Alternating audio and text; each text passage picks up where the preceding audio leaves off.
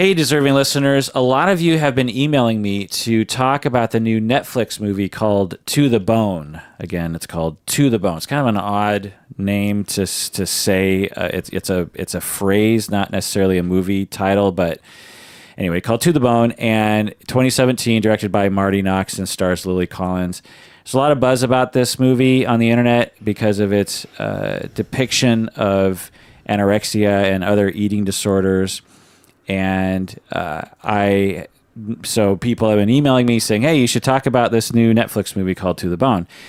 And so I watched it, and I actually have a lot to say about it. But although I have treated a fair amount of people with eating disorders, I thought I would have my colleague and friend come on the show who is a super expert on eating disorders. Oh my. Laura Mathews. Welcome back to the podcast. Thank you. So Laura has so much, as I was watching this movie, about every 30 seconds, I thought, oh, I wonder what Laura would say about this, because I don't know if I was watching Laura's life or if I was watching a depiction of Laura's life.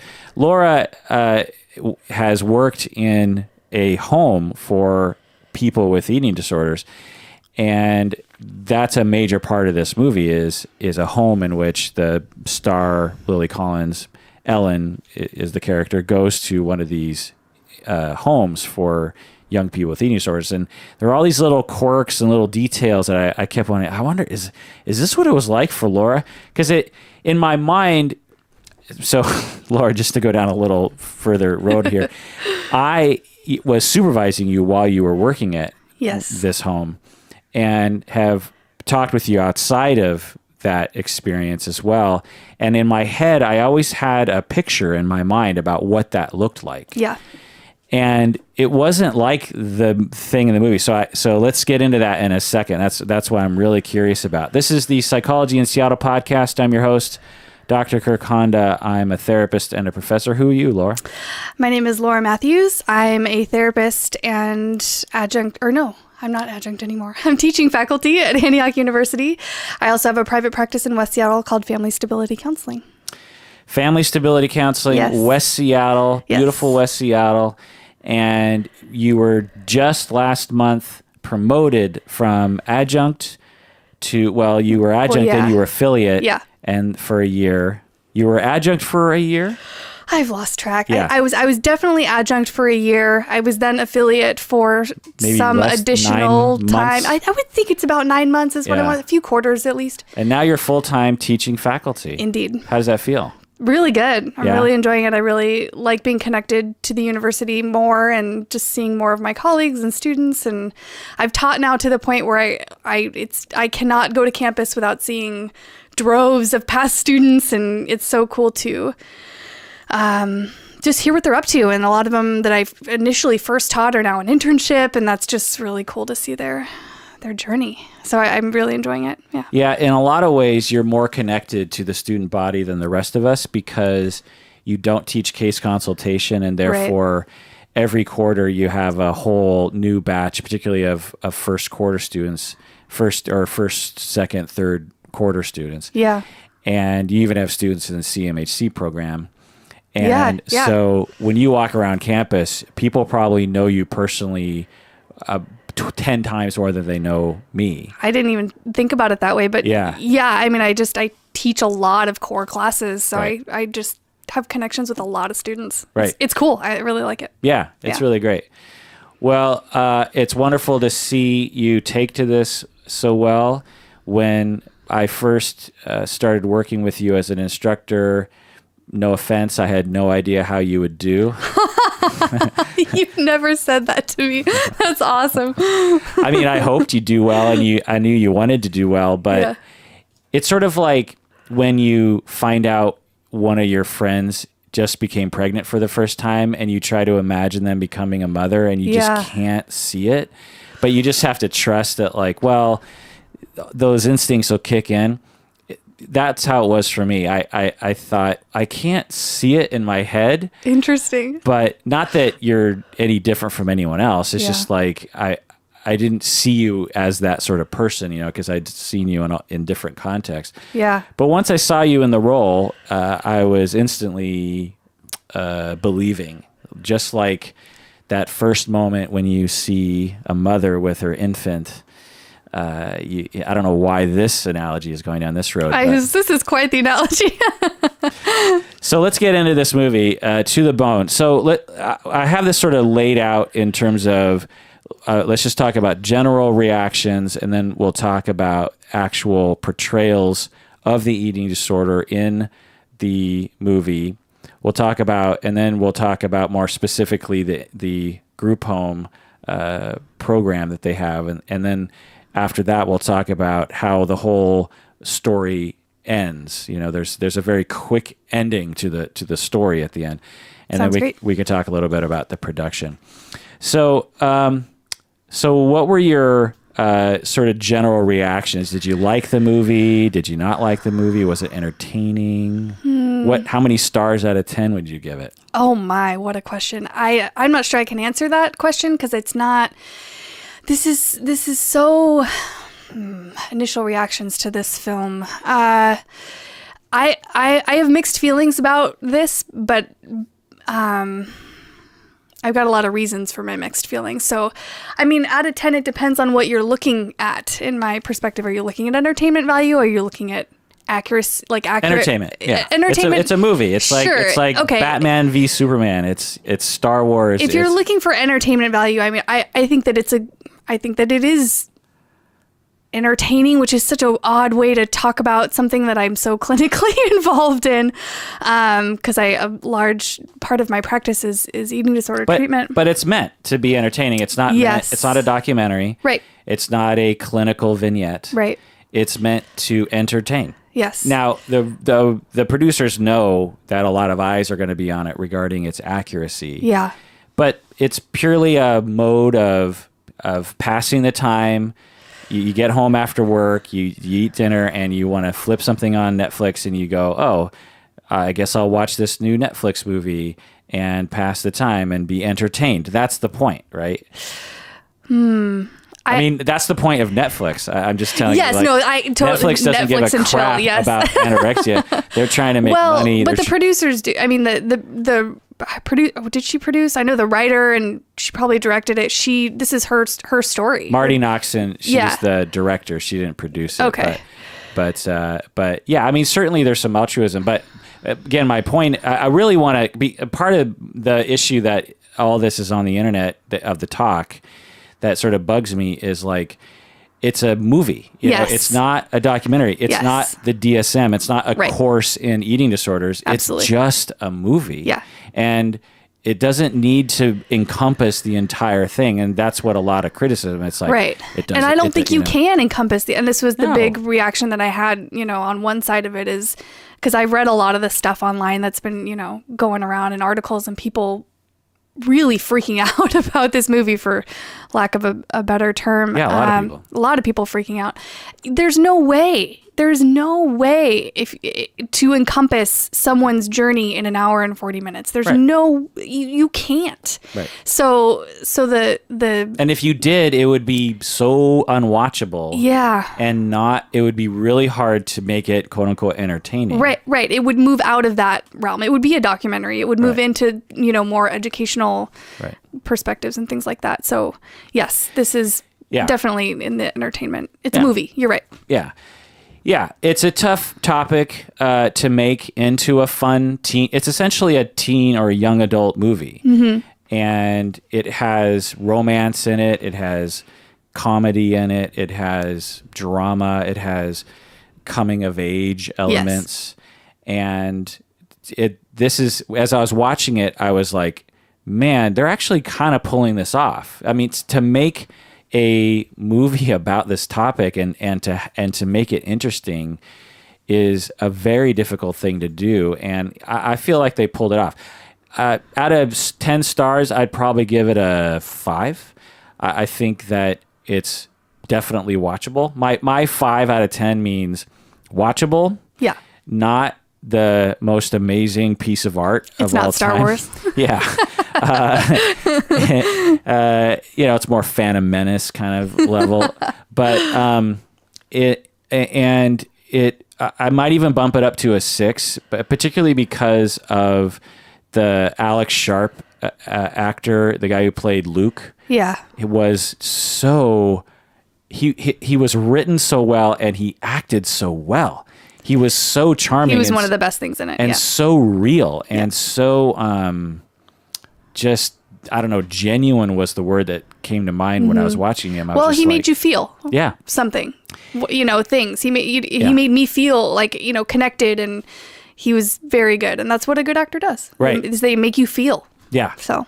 Yeah. His face, his charm, his genuineness, like as I was watching it, I kept reminding myself, oh, this is an actor. He's I thought I was watching like a genuine depiction of an act, because I've never seen him in anything before, and so without him, I think the show just would have been a really big dud. He was key, indeed. Yeah.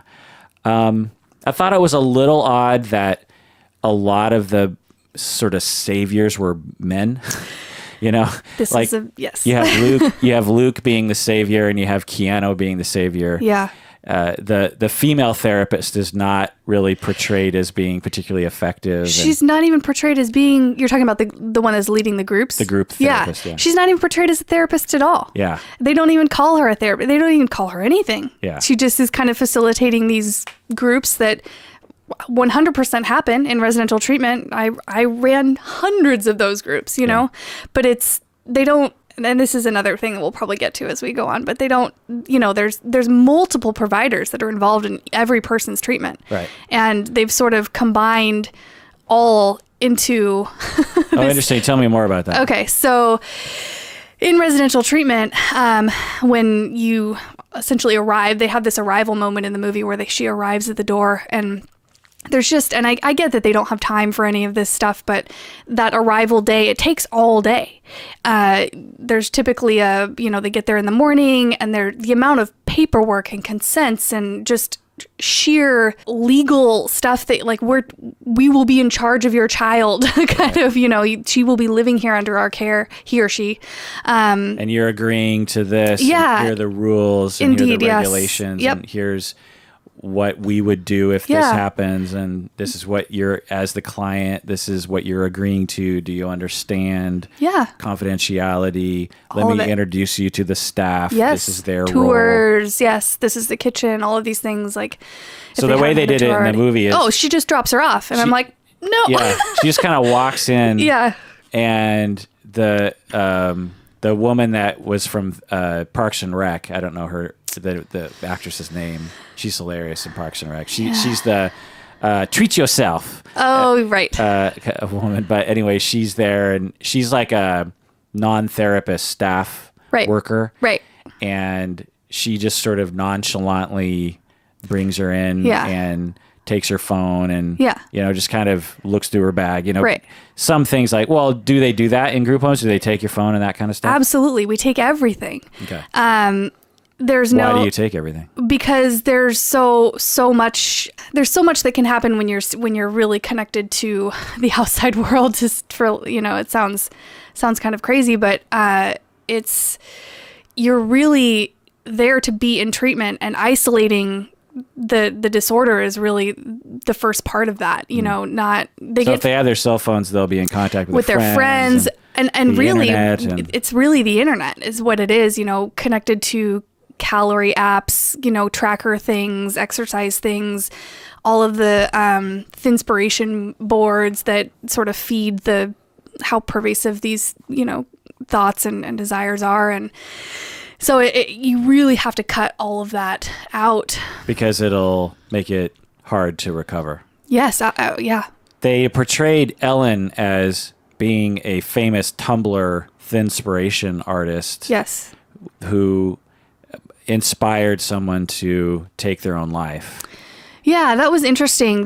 She posted her art on Tumblr, and as a result of that art, a fan, they portrayed this person as like a fan of hers, took her drawings and committed suicide. And the parents of that adolescent female got so angry that they found and she wrote the suicide note to Ellen. So, really like traumatic kind of process. And but really of the time. Yeah. Yes. That part I saw and I was like, that could happen. Yeah. Totally accurate. I had no problem with that at all. I could totally see that happening and really affecting someone. And the one thing that was weird is she said that the parents of the adolescent kid who died. Yeah, the adolescent that passed away, the parents sent Ellen pictures. That was like, whoa. To shame her and say, look what you did. And, that was that would be rough. Yeah, so tough topic to make a fun teen movie, and because there are moments where this is a genuine fun teen movie at times. Yeah. Also, I'm glad as I was watching it, I thought I'm so used to Netflix being a series. I just did a whole episode on Gypsy. Have you seen Gypsy, the TV show? I wish they would have reduced that. It's a 10 episode thing. Okay. I wish, or have you seen 13 Reasons Why? No, it's still on my. So. Well, part of the reason why it's still on your list is because it's such a time commitment. Yeah. And the stories in Gypsy and 13 Reasons Why, in my opinion, don't have enough meat to it to sustain that many episodes. And as I was watching this, I was like, oh, how many episodes is this one going to be? And then I was like, oh, it's just a movie. It's just a movie. And I was so happy. I was like, wait, I only have to invest 2 hours of my life. And I really like that because it felt very satisfying to have the story arc in that amount of time, you know?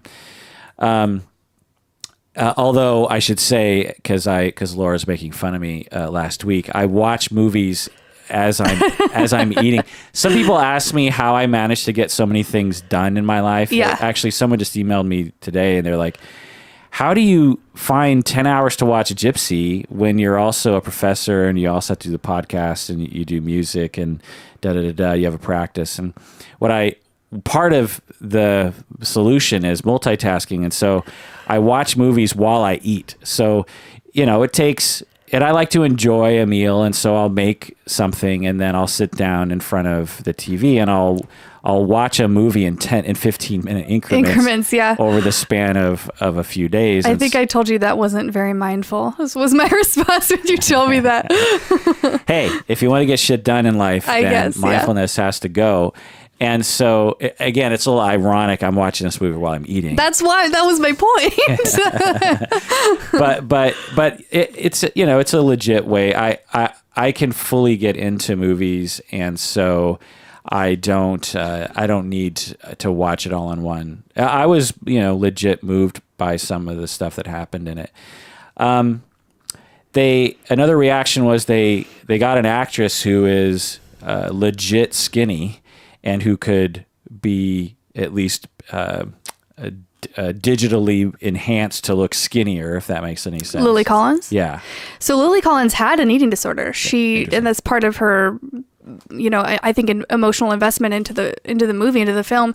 She was in recovery, and underwent supervised weight loss for the role, which I had I'm still kind of wrestling with that one. How do you take someone in recovery and supervise their weight loss? I mean, I'd be so I haven't obviously heard her speak about it, but I'd be interested to hear her speak about that specific piece. Yeah, you are it's like being a recovered alcoholic and being for a role asked to drink alcohol. Absolutely. For a number of months. Yep.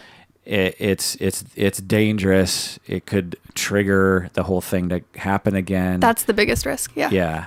It could create all sorts of other issues, and it's a legit medical concern.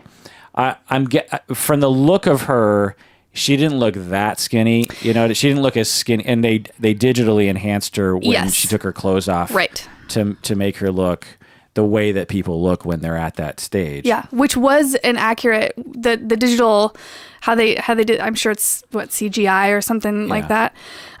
That's accurate. That's how, you know, somebody that's in residential treatment. I think that was really for people that don't have a background in this and don't really know, to watch this movie. It was sort of that shock, like, oh my gosh, is that really how it is? And not for everyone. Obviously, we don't want to generalize in that way, but that's, it can get that way. And that's why that their, residential treatment is one step below a hospital. You're just stable enough to be one step down in terms of level of care, but that doesn't, you're still significantly medically compromised. Right.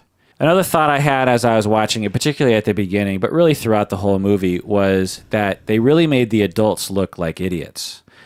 Yes. It in my experience when working with people with eating disorders, and I'd like to hear your opinion, Laura, since you worked with far more people in situations like this, is that although in some ways the adults portrayed in this movie, you had the biological father who was never there, which I thought was he was a character, but never showed up on camera, which I thought was actually kind of a cool choice. And if he had shown up, it would have been tempting to somehow make it about him or something. Like they left a lot of questions unanswered. Was the father abusive in some way? They didn't really go into it. Right. But anyway, my point is that you had the biological mom and her partner, and then you had the stepmom.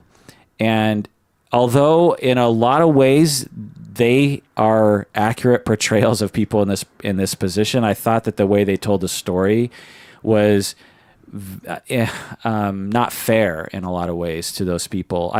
As I was watching it, I was like, well, yes, and they care and they're trying, right, and they've been through a lot, and because it almost seemed like the movie, maybe to make it entertaining, it's sort of like reminding me of A Girl Interrupted. Have you seen that movie with Winona Ryder? That movie had a very similar kind of aspect to it. It's supposed to be about borderline. And the way they portray it is like you got this cool kid at the center who's just like, I don't care, I'm a rebel.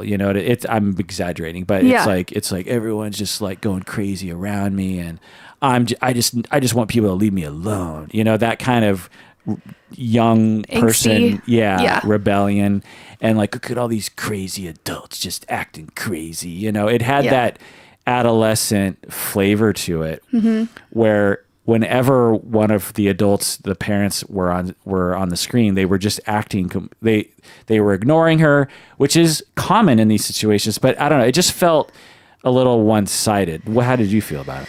Yeah, I think where I had the biggest sort of tinge, because I am a family therapist, was in that family therapy session, that family therapy moment with Keanu. Yeah, and just that they sort of let the session become unproductive. Yeah. And he didn't really do anything about it, and so you wanted to jump in and go, let's slow down. Yeah. And let's focus on. He did interrupt, but they sort of created a dynamic between the parents that I'm sure exists at some level, but it's not something that you would let run in a set. You'd kind of. Was it accurate? I would. Was it accurate? Have you seen parents like this before? I've certainly seen parents get emotional and frustrated, I think is probably what they were trying to go for, if I could pin it down. They were trying to go for the exhaustion that comes from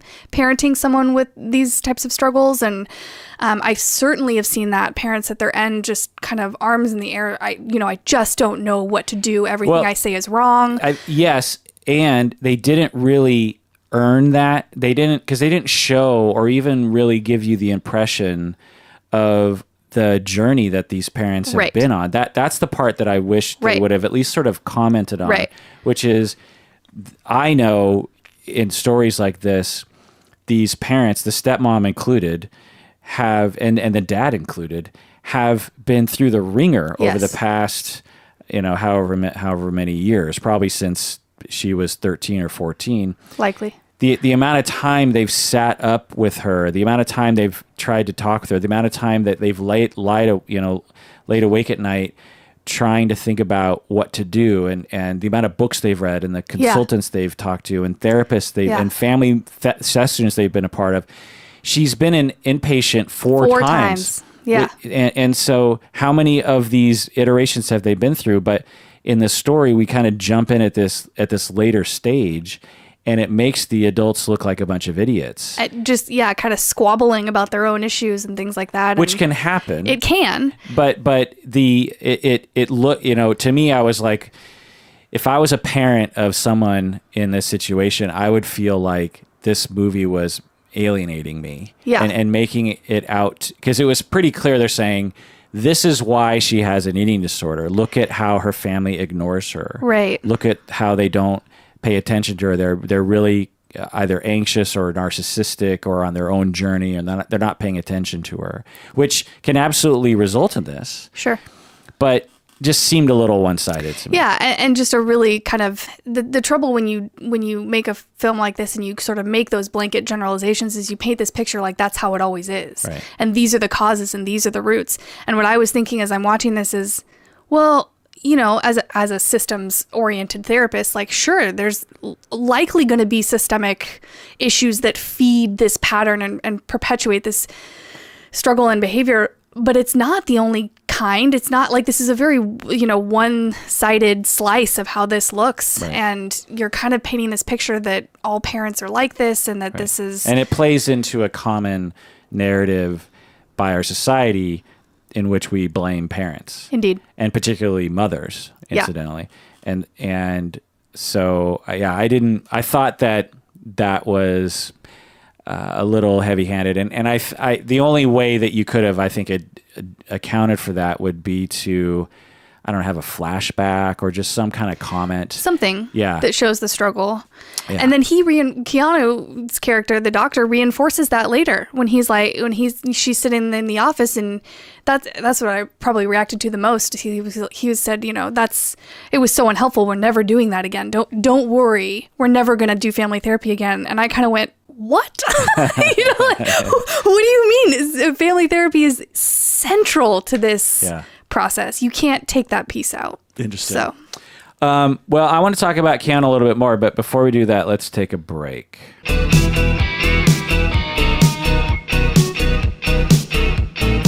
Okay, we're back from the break. If you haven't already become a patron of the podcast, do so. Go to patreon.com, become a patron of the podcast.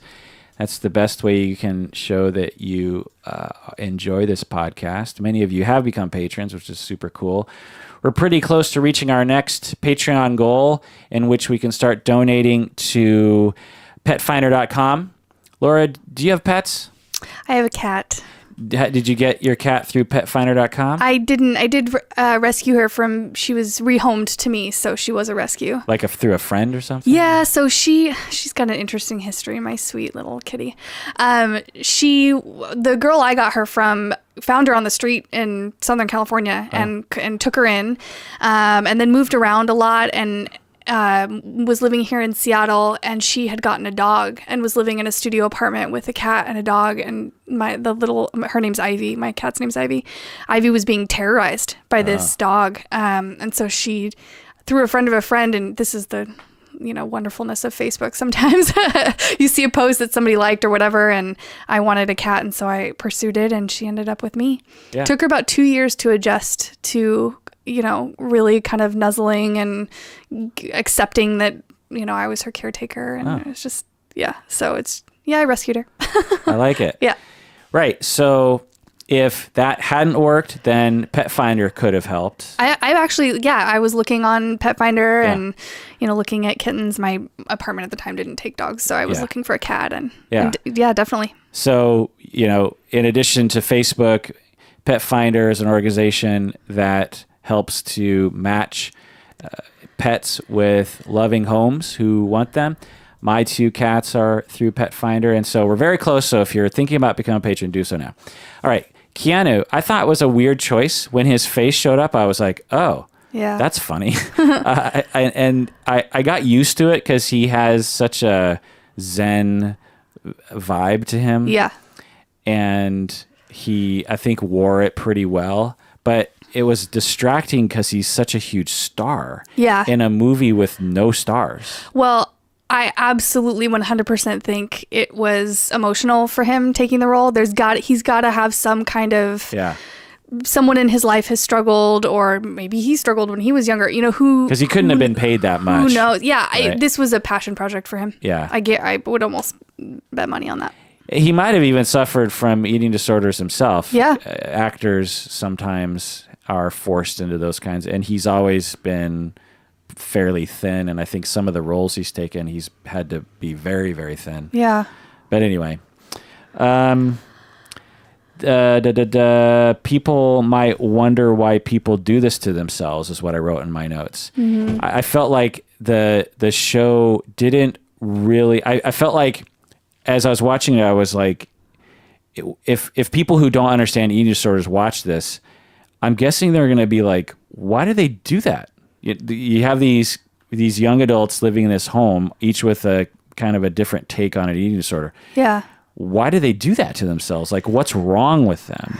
Why are they making that choice? Right? Is the thought? Why would you choose to see the world that way? Why would you choose to do that to yourself? You could ask the same question about people that, it sort of bleeds into a lot of maladaptive coping mechanisms, people that have addictions and stuff, and family members just, I've heard lots of family members of people with addictions saying they just don't understand. Why can't they just stop? Why can't... But at least with addictions, and I'm just being the devil's advocate here. Of course. With addictions, there's pleasure involved, right? At least in the initial phases where you drink alcohol and I love you, man, or you get numb, or cocaine, you feel like you're on top of the world. Heroin just takes away all your problems. But with eating disorders, it's like, well, but food is enjoyable. Like, I can't wait until I have a hamburger and fries.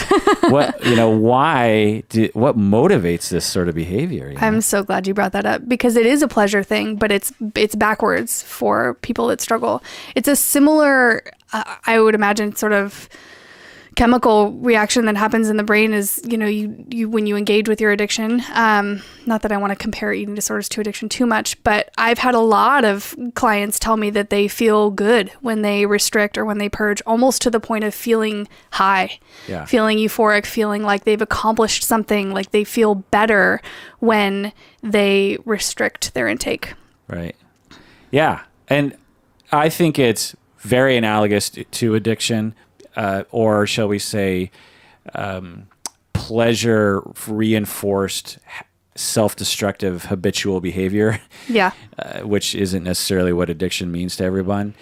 And I think that's the easiest explanation. It's more complicated than that, but certainly when I have worked, and incidentally, I think I've talked about this before on the podcast, for a time I specialized, I would say 10% of my practice was with people with eating disorders. And over time, upon working with people with eating disorders, I decided I didn't want to work with them anymore. Not because I didn't like them, but because I realized that in order to provide a good enough service for them, I had to be involved on such a level that I wasn't really prepared to do. With my regular clients, I meet with them once a week and I work hard during that hour, and then I'm done and I walk away. And during this time, that's all I was doing. I wasn't even teaching. I wasn't even doing the podcast. I was just being a private practice person. And so I had, 30 clients, 25 clients a week or something. And I would work really hard. But what I found was that wasn't enough for these people. They needed family sessions. They needed daily contact with somebody. And if that wasn't me, it was someone else that I'd have to coordinate with. Yes. I'd have to talk to the doctor, the dietitian. I'd have to get like weekly weigh-in information. The parents would be freaking out and calling me every now and then for legitimate reasons. Right. And I found that it was so much work. And then when it came down to it, with a lot of the clients I worked with, they didn't want to change. The people with the eating disorder were extremely ambivalent about whether or not they wanted to recover. Yes. And so in the same way that I wouldn't work, super hard for a heroin addict that was using every day and just being like, I don't know, I kind of like heroin. Yeah, I see where you're coming from, Kirk. But and in the same way that I'd be like, well, maybe this isn't the best place if that's what we're focusing on. Right. And a lot of the people with eating disorders that I worked with, I would try to get to the trauma, because that was often what needed to happen, was to recover from some sort of trauma or some past difficulty that has left to be processed. And they didn't want to do that either because they were so in a daily minute by minute struggle with their eating disorder and minute by minute trying to trick people, trying to get away with things, Yes. trying to mask things. And I'm fine with that. Like, people have the freedom. I never took it personally, but it was more along the lines of, I don't feel effective. I don't feel like this is my life's career path. Yeah. And I even had a brief moment where I was like, well, should this be my thing now? Should I become that person and maybe charge more and charge for these out of session services and become I even considered working for the Emily program, which I was around when they were getting going. And I thought about, well, maybe I could partner with them because they were actually just down the road from where I was in South Lake Union. And then I just said, no, like, it's like there's other people with more energy and more expertise and just to be able to do this. Like, I'm not, and then I stopped actually seeing people with eating disorders. What do you think about all that, Laura? It's a common narrative that I hear from a lot of providers that the extra work that goes into the treatment, the outpatient treatment of an eating disorder in particular, is more than they are willing to or want to commit to. Yeah. And that's okay. But it's important to do that connective collateral work. Otherwise, if you just see them a session a week, it's not going to work. You're going to miss a lot. And this sort of speaks back to the film a little bit when we were talking about how they put everything sort of into this Keanu character. I'm forgetting his name in the film, right? Dr. I forget. Yeah. Bex. I think she calls him Becker. I don't know. Oh, Beckham. Beckham. I think it's Beckham, actually. Yeah. Just like in residential treatment, you have an internist, a physician that monitors and runs labs and does all of the medical stability piece. You have a psychiatrist that's managing the medication. You have a dietitian on staff, and you have the primary therapist that does all of the individual and family sessions. And then you have all the workers. Yeah, you have, and this was the other thing about the movie is there's one person there at the house. Yeah. And how many people should have been there? So there were 6 or 7. They said normally there were 6, but they had so it was 7. a 6-bed. So in the film, it was a 6-bed residential facility, which is where I was working when I was initially starting out. Yours is in Linwood? Edmonds, right up the street here. And there's, well, not up the street, over there a little bit, but up on the north end of Seattle. Relative to where you're living. Exactly. And we had a huge staff. I mean, there had to be 2 people sitting at the table eating with them. That was the other thing, is we didn't let them eat by themselves. They couldn't eat whatever they wanted. There was, finishing 100% of their meal was the expectation. And if they didn't, then there was a supplementation process that happened. What would happen? You essentially give them the opportunity to consume the nutrition in a different way. So there was like an Ensure supplement. You'd sort of do a calculation for how many calories they didn't finish in the meal or whatever. So let's walk us through this, because I remember talking about this with you in the past. In my head, I remember I have a vision that you painted for me in which you gave kids like a piece of cheese and some lettuce and maybe like some bologna or something. And that was all that was on a plate. Oh my gosh, I did not paint a good picture at all, probably. Well, not because that's what was available, but that was the only thing they would eat or something. So tell me how that whole thing works out. So that's got to be where the rubber meets the road, right? Like getting someone who is has a life mission not to eat and or is phobic, which is another thing we should get into in terms of the different presentations of eating disorders that were in the movie. Yeah. Trying to get that person to eat food has got to be like a huge test. So tell us what that was like. Difficult. Initially, when they would come into treatment, if anorexia nervosa was the diagnosis and there was significant restriction happening at home or outside of treatment, it would be a sort of a slower ramp in terms of food intake. Like, it would start really small because you have to be careful about refeeding syndrome and all of the... What's that? Refeeding syndrome is essentially, it has to do with I think potassium, I mean, this would be a dietitian question, but I think it's levels of insulin and whatnot. Yeah, I think potassium is the main one that you have to be concerned about when you have so much restriction happening, malnutrition really, and then you introduce food, all of the levels in your body in terms of minerals and all kinds of stuff can get imbalanced really quickly, and you can die from it. I mean, it's really, you have to be very careful. A lot of labs get run. I mean, sometimes we run them twice a week instead of once, just to make sure that everything's stable and, we're not running the risk of some sort of. So they didn't do any of that in the. No, they did none of that. Yeah. And that's, But that would be, again, a boring aspect. This is my point. Yeah. I mean, if you were to cover all of these intricacies, it would be a documentary. It wouldn't be a movie. Yeah. So what would you start them off with? Like 3 grapes or something? No, and this is the dietitian would create a meal plan based on, so there's that's why this first day takes so long, this intake day, because you do an intake with the parents or with the family if it's an adolescent, or if it's an adult, because there are adult facilities for this, which this residential home actually was an adult facility in the movie.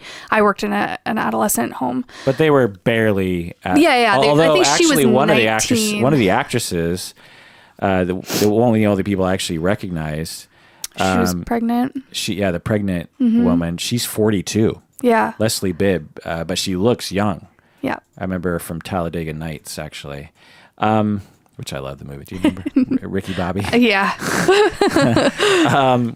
But so the dietitian sits down with the client. Yeah, and they do a 24-hour recall, and then often like a last 7-day recall of everything they've eaten in the last 7 days, okay, 24 and then hours. they set out what this future should look like. They're trying to have good balanced nutrition. It's not all pixie sticks or something. Right. And they also want to ramp it up. Right. And I'm guessing they're also working with the client in terms of what food they can least amount of have a problem with, if that makes any sense. Yeah, there's not a whole lot. I mean, the expectation generally is that they eat what's put in front of them. I mean, they can have, and different programs do this a little differently. Some programs say you can pick 3 foods that you absolutely don't want to eat, which are your fear foods, and we won't ever make you, quote unquote, make you eat those. What if they're like flour, eggs, entire food groups, and dairy? Sometimes clients do say that, I refuse to eat sugar. And that's something that, if a client came in and said that to me, I'd say, well, it's something we need to work on, because cookies are kind of delicious sometimes. And, it's a joyful thing to be able to eat those. And so it's almost like an alcoholic being like, well, I just drink beer, right? You got to eventually get over those barriers, so you might as well just get over them now. You stop it with the sugar thing. Like sugar's okay. Yeah. So it's a depending on how much they've been restricting, it's kind of a slow ramp, and it's really based on calorie intake. So if they've been eating nothing for 7 days, you don't want to put them on a meal plan that's 3,000 calories or something like that. So they'd start small snacks or small meals or small, and there's we actually use the I don't know if you know much about this, but the Diabetic exchange system. So everything's kind of converted into exchanges. So a starch is an exchange, which is like, and this is the dietitian kind of evaluates the foods and puts exchanges to them. It's just so that you don't talk about calories and meal planning and things like that. And it's just a different sort of way to calculate for intake. Okay. Yeah. So they lay that. So in your program, they actually lay out the diet plan, and the kids in your program just had to deal with that. And then come mealtime, you'd have 2 workers at the table, sitting at the table and serving the food. And eating with them. Yep. And how many, were there other workers in the building at the time? Absolutely. So there'd be the therapist and the supervisor. Everyone was there. I mean, our program director was generally there, sort of, just normal business hours, but so probably as many staff as there are residents. At least. The only time where there was less staff than there was residents was overnight. Yeah. And our overnights don't sleep. It's an awake overnight shift. Right. So there's never somebody not awake and alert to what's going on in the facility. Yeah, I have a little bit of experience with this. Prior to becoming a therapist, while I was getting my feet wet in the industry, I worked in a group home for I don't know what they would call them today, but I think they called them behaviorally disabled teenagers at the time. It was all girls, actually. Okay. And 4 beds. It was a split level in Everett. And I worked various different shifts and same sort of deal, eat with the kids. It wasn't for eating disorders, but some of them probably did have eating disorders, honestly. And would have to be there overnight. And sometimes they'd get up in the middle of the night and try to sneak around and do stuff, and we'd have to intervene. And some kids would want to run away, and we'd have to deal with that and stuff like that. But anyway, okay. So so that was different. And then when a kid is like, I'm not eating this, or doesn't seem to be eating it, then you try to step in and try to say, hey, remember, this is what you're going to do. And that's where the therapeutic piece comes in, is that you're trying to talk to them about what nourishment means to their body and what they are struggling with. And so you try to paint the food in a good light that's healthy, instead of the phobic, avoidant sort of, and having all the negative connotations, right? Like, this means I'm going to be fat and no one's going to like me and that kind of stuff. Okay. And then if they totally refuse, and you're like, well, how about you drink an Ensure, because that'll have 500 calories or something. You don't say that, but that's what you're thinking. Yeah. And it's just sort of sometimes clients need that bridge, that the food on the plate in front of them for dinner, like the piece of chicken and the rice and the salad and the, vegetables or whatever fruit, whatever is on the plate, is just too much. It's just too intimidating and overwhelming for them to get to that point where they're eating those solid foods. So some clients need the bridge a little bit, and to have, because Ensure is like a liquid sort of, it's easier. I've had a lot of clients say, well, this is just easier for me right now. And at that point, we're really, because I wanted to talk about this. We're getting into the, sort of what happens cognitively to them. They get so depleted that they literally can't think straight. Their neurons aren't firing, and they're not. I've sat with clients sometimes for weeks while they come out of the fog. Yeah, come out of the fog and re-nourish themselves. And there's this very distinct tipping point where this is a different person than was sitting in front of me a couple days ago, and just because they've reached that point of nourishment where they can think again. So the Ensure, or whatever kind of supplement is used, is really an effort to keep that process going so that we can get them cognitively to the point where we can have productive sessions and the therapy can actually happen. Is it hard to work with them when you were at the home? Yeah, and I'm not going to run away from that. It is hard. It's very difficult. There's a lot of, it just feels like very, I remember when I was first doing this work, and I felt very responsible, particularly from the parents, not that parents ever really put that on me, but that I was putting that on myself, just by their anxiety. Parents would be so anxious because their teenager, I was working with adolescents, their teenager is dying right before them, and really had this look in their eyes of, please save my child. And that's, the heaviness of that is really significant, and it's hard because they are ambivalent a lot of times. They don't want to get better. So it's just a really... Was the vibe similar in that they weren't, there was some minor conflicts, but it felt very low key, which was not the vision that you had painted in my head about some of the experiences working in these homes. It can be, and I've sort of, this is like a group psychology piece to it. It really depends. Every cohort, if you will, has a different personality. Okay. So sometimes you'd get a group of kids that were really, or adults that were really recovery minded, and that would sort of, if there was one that wasn't so recovery minded, it would sort of wrap them in, and they'd start to gel together and they'd all get really recovery minded. If you had a really tough group, they would all be kind of tough, and wanting to restrict and wanting to, use their maladaptive behaviors and all of those things. And so was the vibe while they're at the table and in group therapy, is that what it feels like? Did it have a similar vibe to that? Yes and no. I know these are not great answers to your questions, but could it be accurate, I guess? It could be, yeah. Because in my head, I was like, they seem particularly like they're getting along better than I thought people did in this situation, because people with eating disorders, not always, but a lot of times other personality elements come into play. Yes. And traumas, and they're generally upset or easily upset. And in my head, I thought there was more volatility, between the members. Yeah. And there can be, and there cannot be. I mean, it's that representation. So when we're assuming the therapist is running the group there. When the therapist is there and she's talking to them, I didn't have any I was like, I've sat in groups like that before where one person's pretty vocal.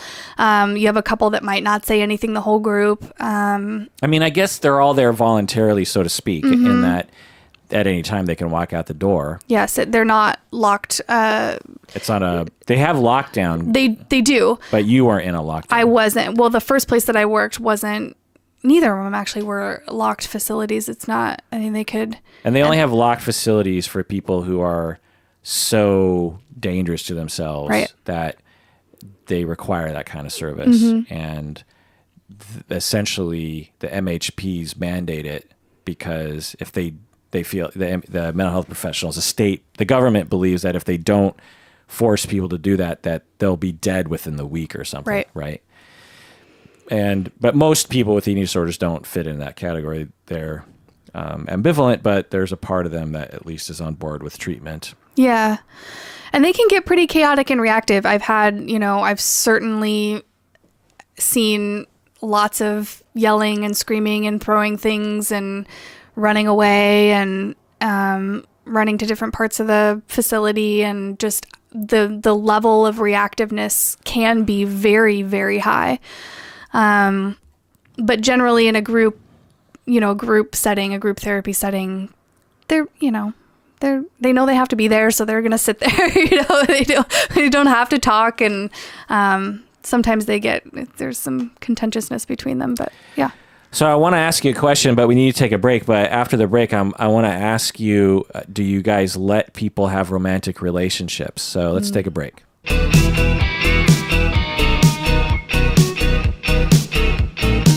All right, we're back from the break. So, Laura, there's a romantic relationship depicted in this movie that I thought was very charmingly done.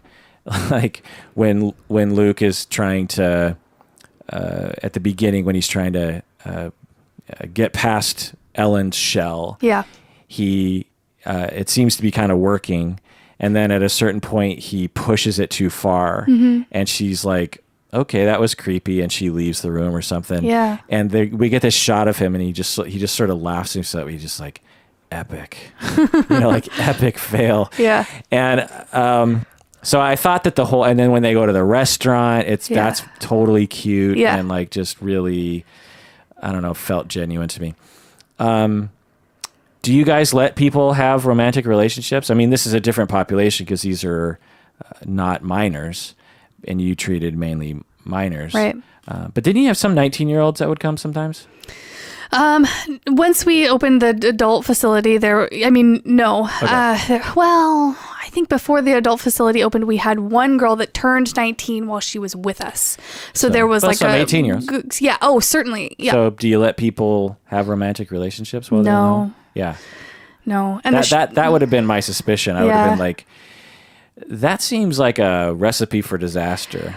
And really, it's just distracting. I often see that as like, you're trying to avoid this painful process, there'll be time enough for romance once you recover. And you're only here the reality is they're only in treatment for 6 to 8 weeks if we're lucky. Yeah. So it's not a huge amount of time out of their lives to not engage in that. You know, Yeah, you're here to focus on you. And in all likelihood, a manifestation of their issue if Absolutely. they're distracting themselves through chaos and that kind of stuff. Right. Although, romance, whatever. Do you think this movie will trigger people in a bad way and, cause people who have recovered or are struggling with recovery to fall deeper into their eating disorder? That's sort of one of the big issues that's running through the Interwebs. article. Yeah, the interwebs articles that I'm reading. And I don't think so. And here's why. Because first of all, there's a disclaimer at the beginning saying if you shouldn't watch this if you feel you're vulnerable to those types of things, which I think was very responsible on their part. But the amount, the sheer volume of triggering stuff on the internet far exceeds anything that you would see in this film. And anybody that is, struggling with this or looking for these things can find it in abundance in other places. So I think it's more because the argument is like this is, this shouldn't have been put out there because it is going to do these things. And I don't think we should withhold this topic, withhold these conversations just because we're afraid that it might, Yeah. I just, there's so much, the access to other things is so vast. Yeah, I hadn't thought about that angle. It's similar to 13 Reasons Why. I think that because there's been legitimate people who seem to have copycatted the 13 Reasons Why is about a suicide. Yeah. And people have followed suit by killing themselves as a result of this, as a result of the TV show, presumably, or according to reports. And to me, it's a complicated issue. On one hand, in general, I think that it's a good thing when we portray things like this, particularly in this way. To the Bone is, can you think of a better movie that portrays eating disorders? No. Yeah. So, it's not perfect, but what could be possibly perfect and still be like entertaining and take place within an hour and a half and have drama and there's just no way. But considering the fact that in my mind, I don't think anything even comes close to this. I mean, that isn't a documentary, there isn't a whole... But movies, like a TV show, it's such a big deal in our society. There's millions of people who suffer from it. And the fact that we have almost no portrayals of it. Right. And so on one level, I'm just like, it's a wonderful thing that these people decided to do this. Right. They could have done something else. They could have done a teen movie about sex and drugs and rock and roll and made probably way more money, and had more fun, incidentally. Yeah. And they decided to do this because they presumably wanted to make a difference and presumably wanted to make like the very first movie that really tackles this in a responsible way. I'm sure there are other movies that do it. I'm probably not thinking of them, in this not moment. Recently. Let's just put it that way. And I was just going to say something that's so relevant in the days of Tumblr and all these things. Like this is so now, so relevant to what's going on now. Right. There can't be another depiction that has all that, all those elements. Having said that, any depiction of suicide, if someone's on the fence, there's going to be a percentage of people that will be inspired by it to actually take their life. And in a similar way, anyone who is struggling with eating disorders or is in a weak place or is struggling with their recovery, if they watch this movie, there's a percentage of them that they're going to get worse because of this movie. Sure. So that needs to be out there because that's known. It's a statistical reality. People will talk about this, but that doesn't mean we get rid of something. Right. It means that we couch it or we tell people, look, if you have issues with this, you should be responsible. That whenever I hear stuff like this, they're like, well, 13 Reasons Why, how dare, like when 13 Reasons Why came out, the dominant internet message was, how dare they have a movie that glorifies suicide, right? Which is debatable that it glorifies. Right. it. And people said this about this movie too, that it glorifies anorexia. And I said, this doesn't look glamorous at all. Yeah, she's not like running around Hollywood, right. blah, blah, blah. She looks pretty miserable most of the time. Yeah. And with 13 Reasons Why, same thing. She was miserable. And the suicide scene is so graphically horrible but accurate that like I in 13 Reasons Why, I wish I hadn't have even seen that scene. And I'm cool with gore, but like this was like so anyway, so there's that. The other thing is as you're saying, the amount of messages in our society that are triggering, if we have a policy of getting rid of triggers, then every single magazine on every single rack should be stricken from the rack. Yeah. Every single TV show that has a majority of its characters underweight or extremely thin should be taken off the air. Every clothing store should be removed from the mall. I feel like when the problem with our society is because of the stigma and because of the fear, particularly around young girls, incidentally, when you call attention to something and you actually stand up and say, hey, everyone, look at this. Suicide, young women are killing themselves.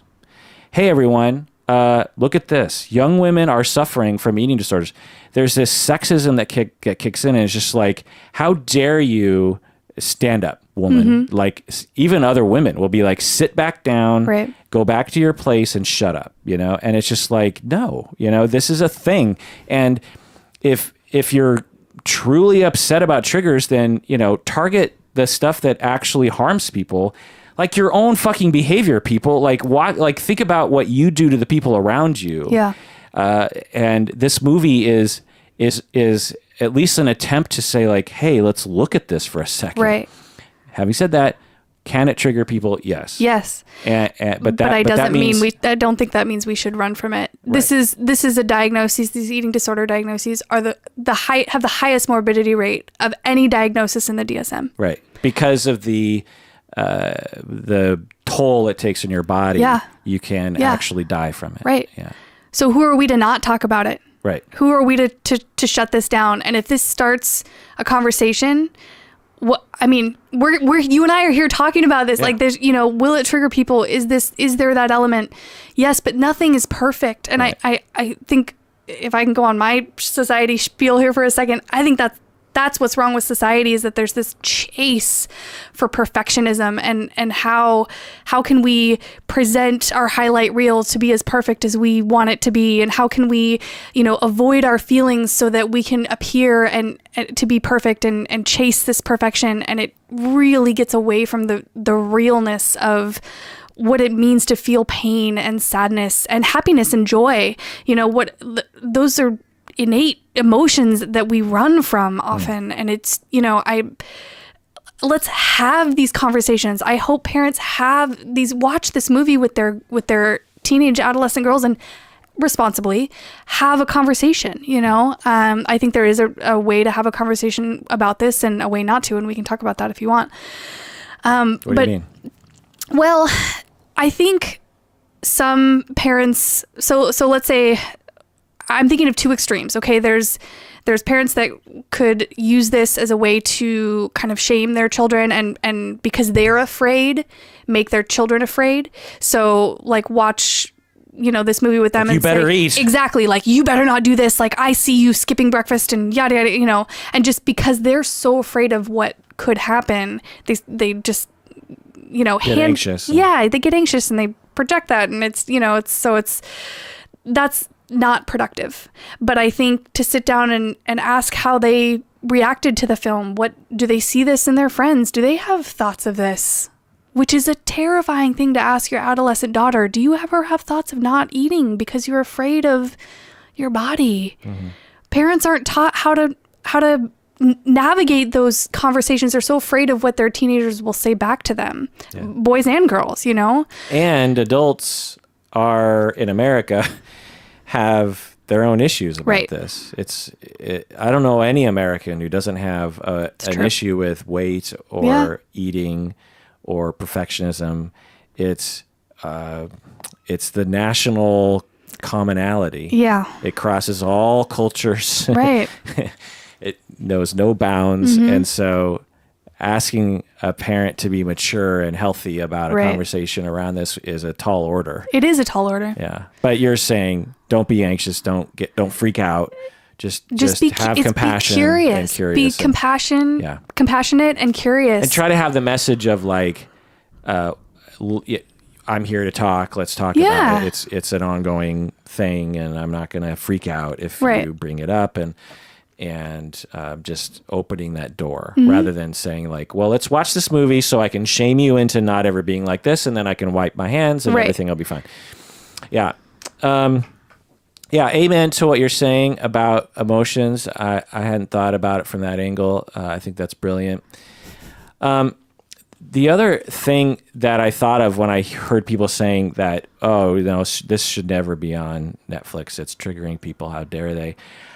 Think about all the murders you see in an average, all the death and evil characters that do horrible things, and rape, frankly, that are in movies. And although rape, whenever it's depicted, is often there'll be questions about it sometimes. But at least murders. Let's just take the simple topic of murder. Right. How many murders does the average person see when they go to the movies or a TV show or something? Some people have done analyses on this, and there's something like, I can't remember the exact figure, but the average teen or average kid or something sees something like 1,000 murders in a month or something. Oh my gosh. 1,000 people die. But sometimes they're fairly innocuous. We would consider it to be innocuous. Mm-hmm. But what's more important in life to protect people from? The knowledge of the portrayal of a thing that actually happens to people in a responsible way that opens the door to reflection, or thousands upon thousands of people being murdered for no reason, and the message that life doesn't have any meaning and that you could die at any second. Yeah. So anyway, that's just another thought. Now, I want to talk about the symptoms that are portrayed in To the Bone. She obsesses about her arm flesh. She's always looking at her arms, and her big triumph moment is when she can fit her entire fingers, her entire hand, like can go around her and her bicep, I think. Essentially, her thumb can touch her middle finger around her arm. Right. Like a caliper kind of a measurement. She's always like, ooh, have I achieved my goal? Mm-hmm.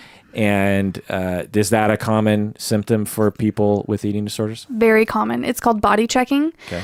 And you can do it really all over your body. In terms of like checking collarbones, hip bones, their thighs. Fat something. Like pinching at your stomach. The arm one is really big. Wrists are really big as well. We actually, in treatment, residential treatment generally don't let people have watches. Patients have bracelets and watches and things like that, because it's a way to kind of measure.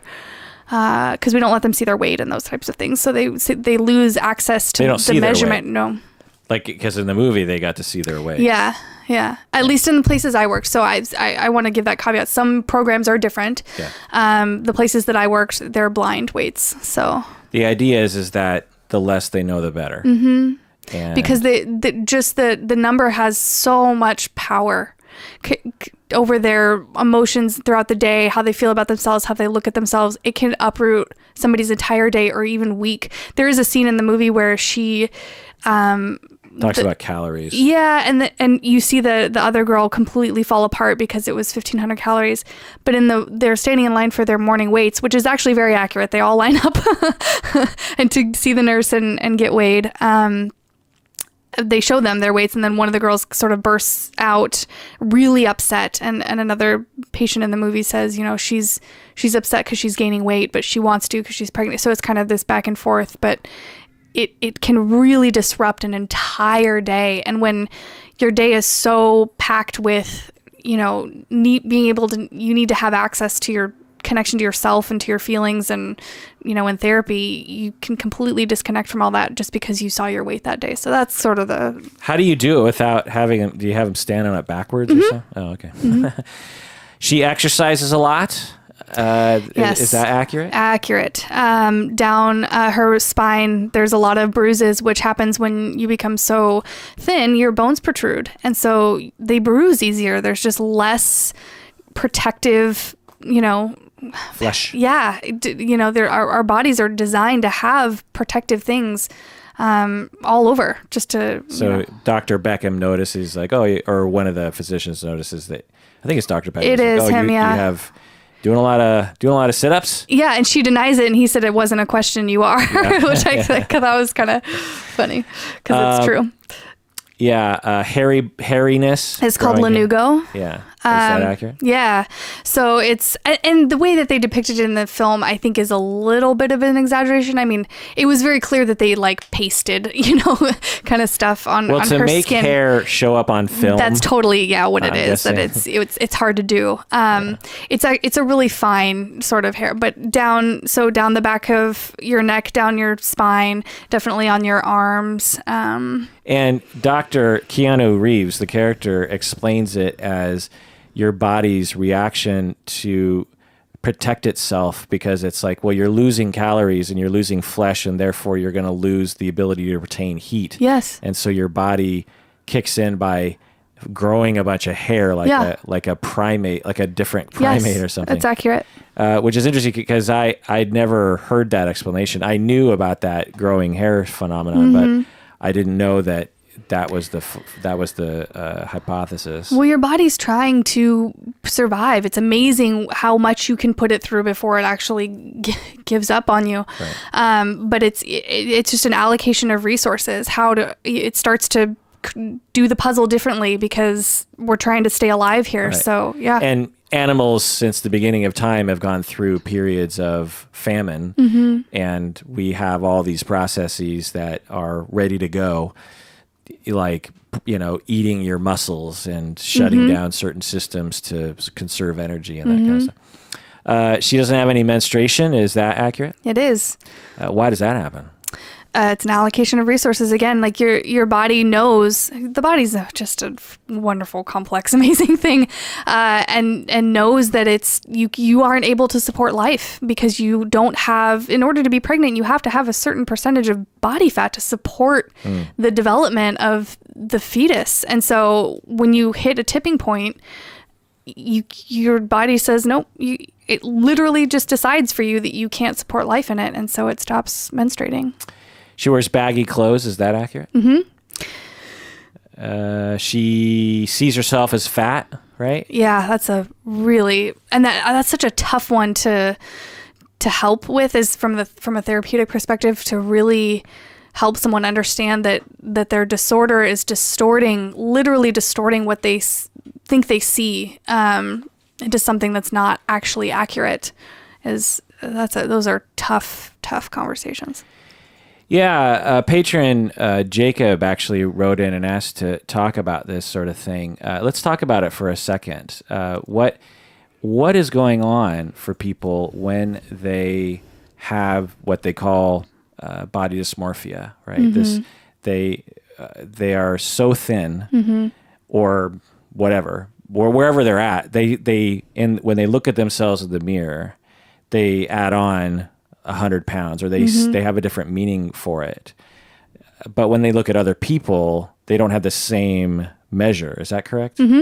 So they look at someone else and they go, oh yeah, you look fine. Right. You don't need to starve yourself. But then they look at themselves and they're like, oh my God, I need to be starving. Is that what it's like? Yeah.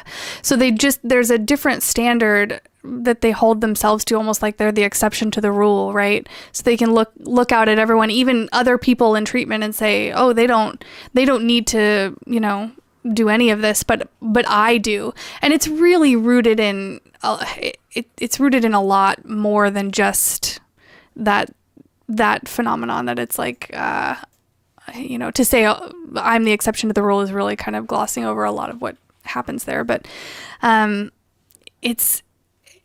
again, I really kind of attribute it to a pain avoidance thing. They think that if they look a certain way, to look a certain way is really painful. So they're trying so hard not to look that way that they convince themselves that they do. Yeah. It's really convoluted, really hard to explain, actually. Yeah. Well, if I was to take a stab at it, Yeah.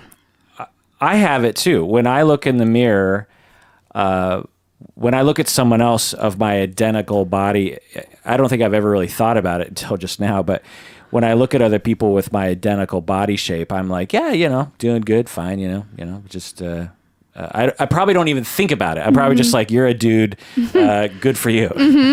I don't think of anything, but when I look at myself, I absolutely will be like, oh yeah, I'm fat. That'll be like the thought that enters my head, Yeah. I mean, not all the time, but Sure. But if I was to really think about it, I'd just be like, oh yeah, there's something wrong with me is sort of the vibe. And obviously a lot of people in our society feel that way. And I think it's a combination of two things. One is that our society obviously beats this into our head that there's something wrong with you if you're fat. And it's very subtle. The fat kid and I use fat in a non-judgmental way. I use it in the cultural slang term. Right. I'm not saying fat is a bad thing. Sometimes when I'm talking with people around this, I actually will refer to fat cells. Yeah. I'll just be like, so you have fat cells that you want to get rid of. You know what I mean? Like I just try to break it down to like its most scientific term because it's like, because that's what it is, and that's all that it is. It's you have fat cells you want to get rid of. No big deal. Anyway, the point is when there's all these messages of like the fat kid is the smart one that doesn't get the girl. The fat kid is never the lead. Right. There's always something wrong with that person. Right, yeah. Right. Either that's not desirable about that person. Right. Yeah. How many James Bonds are fat? Right. How many James Bond girls are fat? Like that's all you got to know to get a picture on that. And then of course for women it's like doubly problematic because you need big boobs and you need the perfect sort of figure. It's that perfection thing again that I was you talking need the about. perfect eyelashes and yeah. Guys can get away with so much more. Guys can. There's still a ton of pressure on men, but if you look good in a tuxedo, and your eyebrows are relatively in control, like you're doing okay. Yeah. So there's that issue, which is a massive thing that really begins from day one in our society. And then the second issue is just the general psychodynamic of shame. We are, from a very early age, made to feel as though we're not good enough. We all have those traumas. Like, regardless of how good our parents are, there are moments where they slip up, or there are moments where our needs aren't being met, or we're not as special as we think we're not being treated as special as we think we deserve. And we internalize this sense of, I'm not good enough, and how can I be good enough? And this is a central feature in everyone's psyche. And so when we look at ourselves in the mirror, one of the most prevalent "are you good enough" measures is how you look in a bathing suit. If someone looks good in a bathing suit, it doesn't matter. Anything else can go away. They don't need a good job. They don't need to be smart. They don't need to be a nice person. Right. If they can walk around I bet you anything, if you just went around to people and just really got them to answer, not people that are, enlightened as yourself, Laura. Okay. But the general population, if you said, look, what would you trade for like a banging body for the next 20 years? Right. What would you trade as a guy for abs and big guns? They would as give a you woman, almost anything. What would you give for like natural big boobs and a tight little stomach and where you're basically I don't know who the models are today, but Victoria's Secret models, basically. Yeah. What would you give? People would give so much for that. They would sacrifice, I'm guessing, a lot of different things. And so, because we've all been this traumatized about we're not good enough, and then there's all these messages in society, when us in America look at ourselves in the mirror in our bath towel in the morning and we see what we see, there's this very distinct message of I'm not good enough. Right. You know, so it's that interweaving. My guess is people who were not as traumatized as other people don't have as much propensity to look at themselves that way. They probably have a little bit of it because they live in our society, but they're probably a lot less neurotic about it, you know, a lot less pathological about it. Mm-hmm. Also, if you grow up in another society in which there's a lot less messages, and there are societies with a lot less messages around this, then then your self-esteem issue will manifest in something else. Mm-hmm. There'll be some other problem or some other way of manifesting that. So that's how I see body dysmorphia. And then the further your shame, the bigger your shame feelings are, and the more internalized messages you've had from society, the more it feels like you're a big fat slob. Yes. You know, it's like I'm looking at myself, because the way they often portray it, and they kind of did it I don't know if they did it in this movie, but the way they often portray it is almost like a hallucination. You know, a super thin person looks at themselves in the mirror and they see literally something different than what other people see. Mm-hmm. That's not the case. They're not hallucinating. They're not psychotic. No. It feels. Right. It's always the point. It feels like they're fat. And so because that feeling of shame and matching up all those things in their head is so big in their soul, that the dominant message is they're too fat and they need to lose weight. Mm-hmm. And in order to be loved and accepted. Right. Yeah. Yeah. And that's the big... In order to not feel shame, in order to feel good enough, you know, of course you're chasing the dragon at that point. There's no end to that line. Mm-hmm. You know, there's no magic, you know, pot of gold at the end of that rainbow. You're just chasing a dream there. But that's the message that's the link that they've made early on that keeps them locked into that, right? Mm-hmm. Okay. What do you think about that? I like your articulation, and I think that for me, where I really approach that from is that it's about this love and acceptance, right? And if we're gonna talk about society and how it's so frustrating to me how we're so wired for connection, and we don't want to be abandoned, and we just want to be loved and accepted, and then to have this perpetual everyday message saying that in order to get there, in order to be loved and accepted, in order to feel good about yourself, you have to be a certain way, is just so backwards to me. And I have, you know, I won't get angry here, but I get so angry sometimes. Yeah, there's so much, there's so much unhappiness. Because our society is stupid. And if we just turn it around, I mean, you know, fine, have models, whatever, but we need so many more messages ground level that the true path to happiness is through love and connection with other people. Yes. It doesn't matter how many fat cells you have. Right. If you have very little fat cells and you got butt kiss for relationships with people, you are going to be a sad individual. Yeah. You're not going to be happy. We're wired for connection. Right. Yeah. We're not wired for abs. No. So, you know, connection, love, ongoing relationships, dedicated, loyal relationships that are cultivated over time. Being good at something is not the path to happiness. Having abs or, you know, an hourglass figure is not the path to happiness. If you want to do that, great. You know, it's like going fishing, you know, it's like an activity for yourself, or working out, or gardening. But we are social beings. We are love creatures. We're our closest cousins are bonobos, and if you watch them, that's all they do is groom and love and have sex and like monitor relationships. And every day it's a process of, once you get your calories, you make sure everyone's good. Yep. Am I good? Okay, you're good. I'm good. Am I good to you? Okay. We're together. How many bonobos are like, you're too fat? You know what I mean? I'm guessing it's not a huge thing. So that's our society, and that's our that's our problem. It's our media. It's our Western society. It's it's just a bunch of silliness. So let's take a break, and when we get back, let's continue talking about the symptoms. Okay.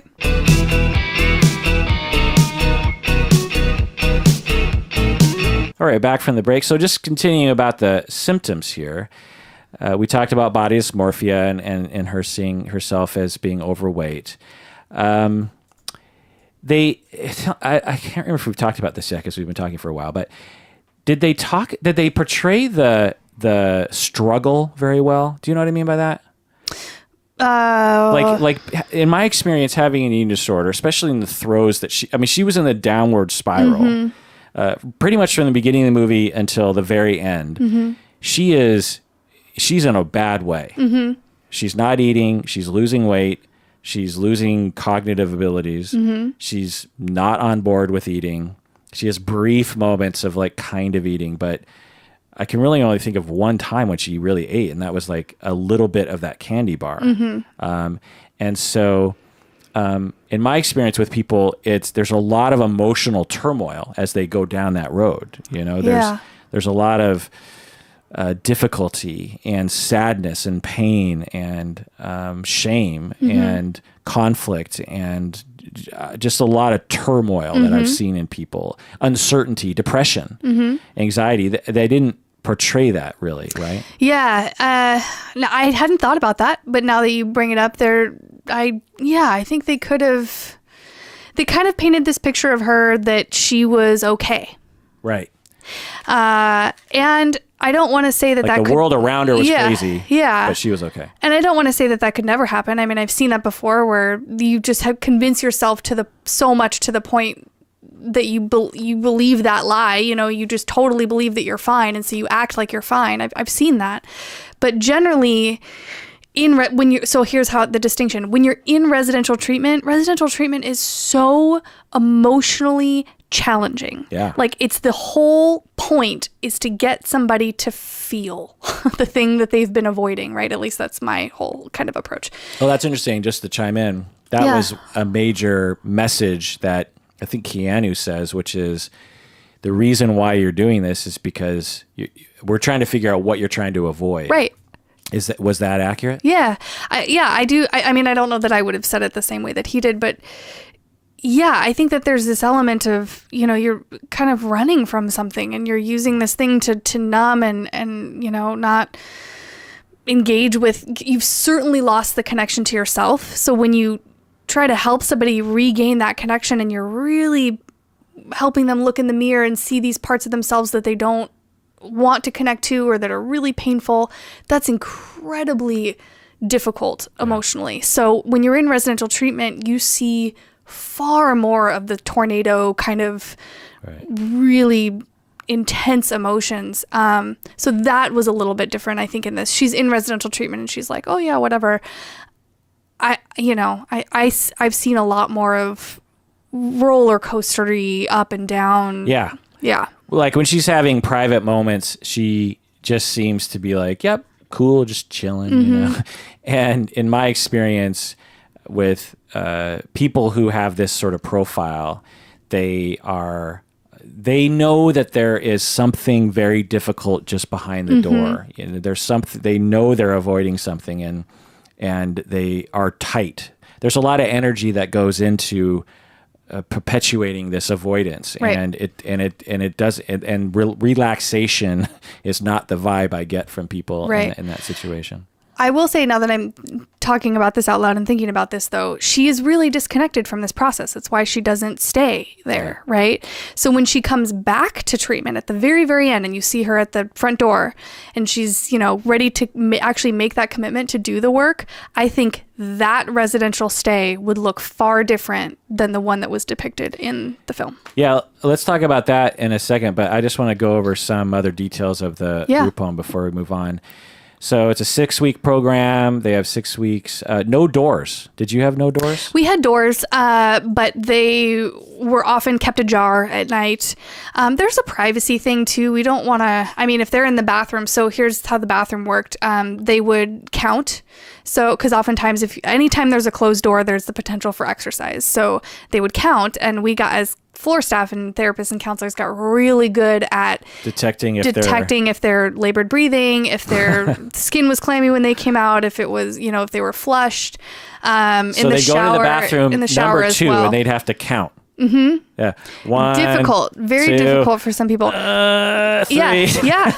And then we would check to make sure they didn't purge in the toilet. Oh gosh, you could smell it essentially, right? No, we would go into the bathroom and look in the toilet and check. Oh, they can't flush. No, they can't flush. Oh my goodness. Well, and you come like you get they talk about levels in this thing, right? So you get to the point where you can sort of level up out of that, and like you gain trustworthiness. So if you're gaining weight, and you're compliant, and you're doing everything, then you can go to the bathroom by yourself because you're doing okay. But if you're low level, then it's like, look, you don't have any.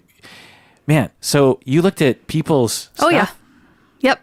Whoa. I'm going to be just fine when I have kids. I'm not worried about that at all. Like, I'm well prepared for this. Yeah, it's just part of it, you know, and Wow. Yeah. Well, they didn't depict that in the TV show. No. Worker, so she searches the bag for blades, you know, regarding cutting. Did you guys, you obviously took everything, so. Yeah, we took everything, and it's pretty amazing what some people will fashion their tools out of. You can only take so much out, and there was always this fine line too of, you know, we don't want to make this a completely sterile environment, because when they go home, they're going to have these things in their home. So you take the big things away that could cause a lot of damage, but you know, they like pen caps would sometimes make it their way into there was behind her, the character Ellen, behind her bed, there was a bulletin board, a cork board with push pins in it, and I just started laughing. We would never give them push pins just because it's too much, you know. Yeah. But they have pens and things, and you know, like, you know, you can, if you're really trying, you can create something to harm yourself.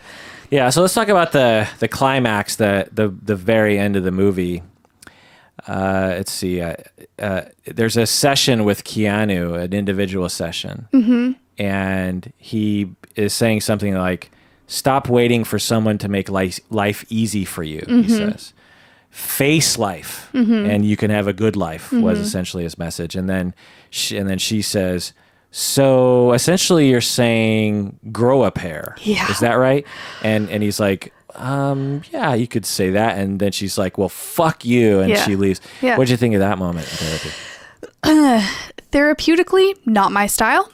I am a pretty direct therapist. You know, I'm not certainly not one that errs around beating around the bush, but that choice of words in that interaction seemed a little dramatic, or, you know, I think the judgmental. Yeah, just kind of harsh. Like just harsh. You know, you have somebody that probably, I mean, at that point he's talking about she's getting ready to get a feeding tube the next day if she doesn't eat. Like cognitively, she's not there anyway. Yeah. So, you know, I think as therapists, as eating disorders therapists, one of the biggest things I learned was you have to take your frustration out of it. I think there's a lot of, it's very frustrating. Yeah, a lot of space to, you know, this person's, you know, depleting in front of you, and you're trying to like help them, and that can be incredibly frustrating. And I'm, you know, so you can have these kind of like, "What are you doing?" moments, and I certainly had those, and I learned from them because they're not effective.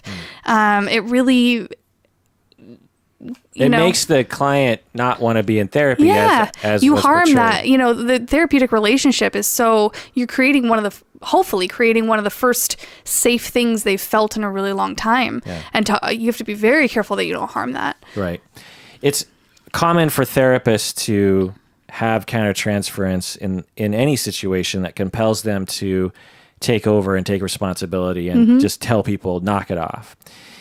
And with eating disorders, it's even worse because it's, just the nature of the work and how protracted it can be, and the consequences to not recovering, death being one of them, I think compels therapists to feel even more so, particularly when you care about somebody.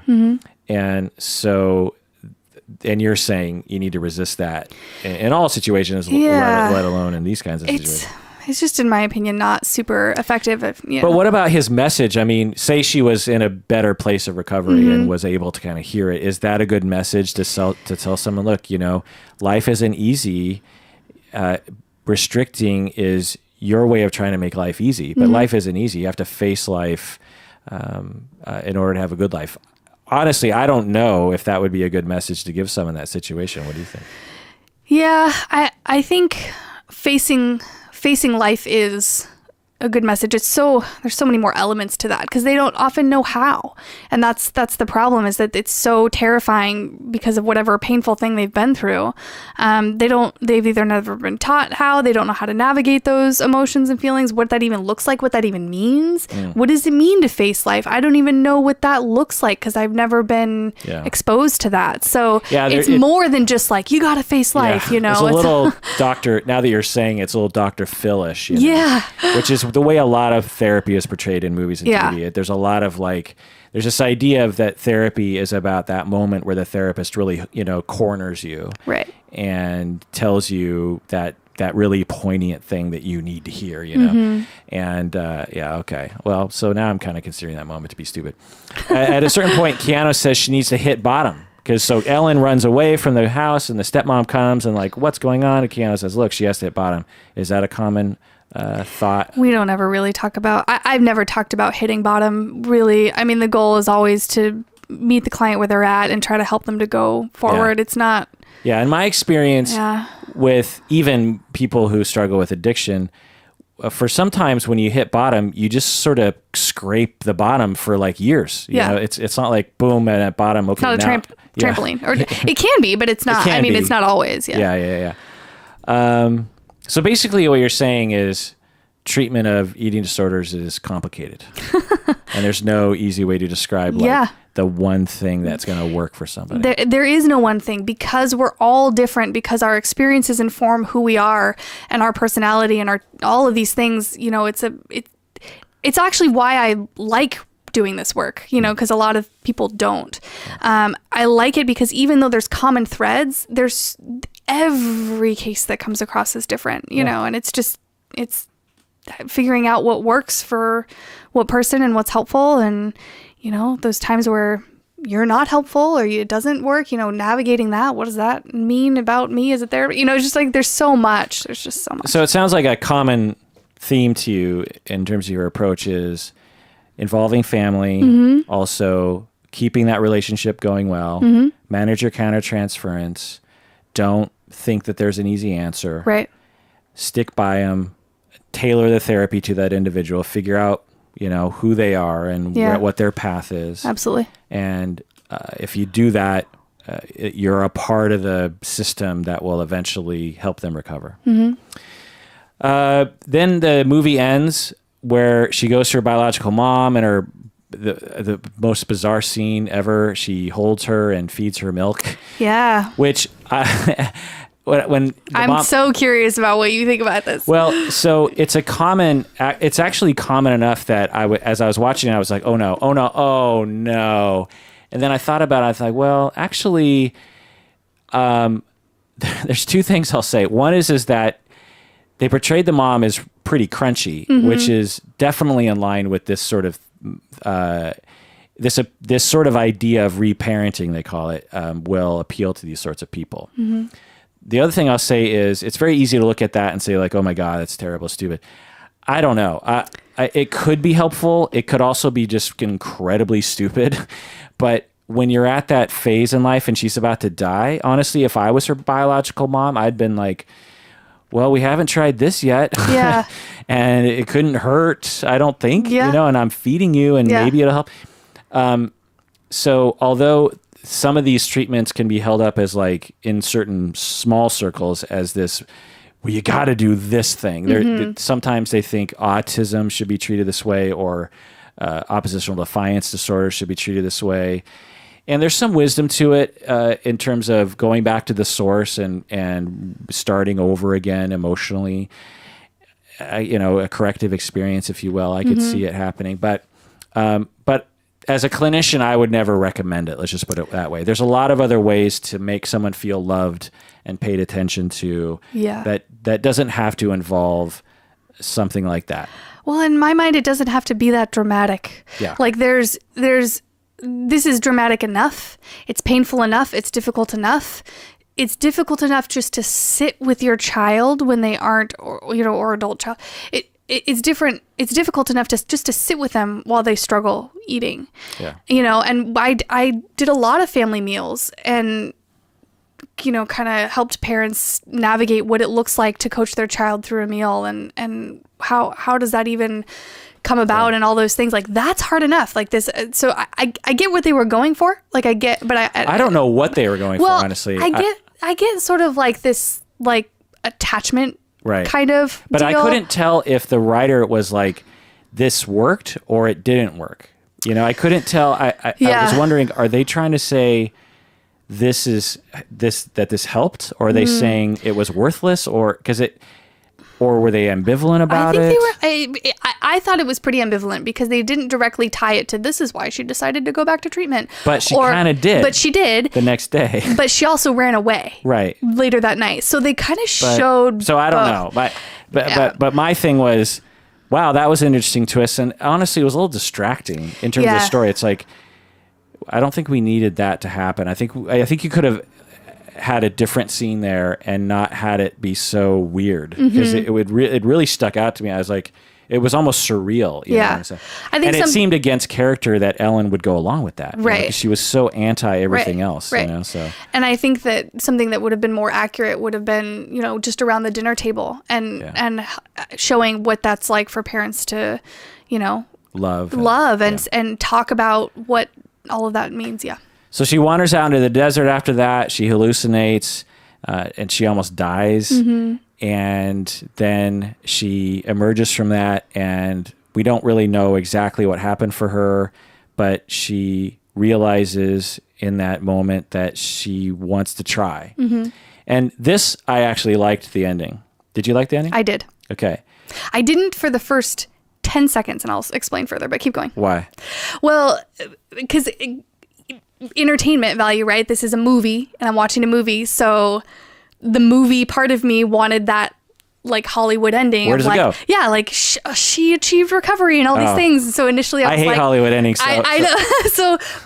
But I'm that's a natural thing. So I was like, oh, they're not going to show her getting better. And then literally 10 seconds later, I was like, oh, I like it better that they didn't. Right. Yeah. Because it was more accurate. I mean, they give a little hope, which can happen. I mean, you and I have seen those moments where someone has that moment where, like, okay, today I'm ready to make this work. Right. And then a week later, they slip back. Yeah.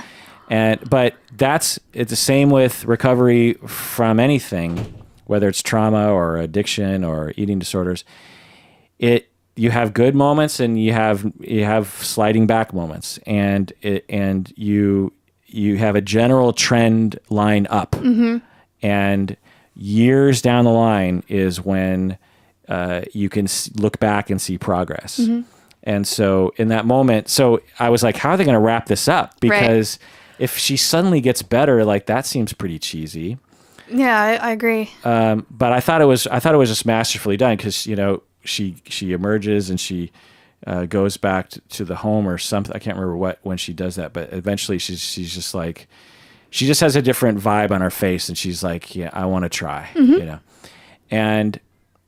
And you don't get the sense it's going to be an easy path ahead of her. Right. You get the sense it's going to be hard. She goes back to the group home.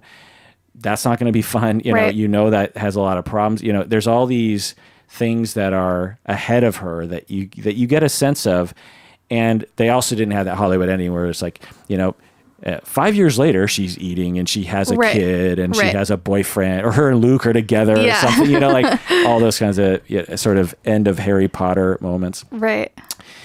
Well, Laura, thanks for joining me on this podcast. I learned a lot, and I'm guessing the listeners did as well.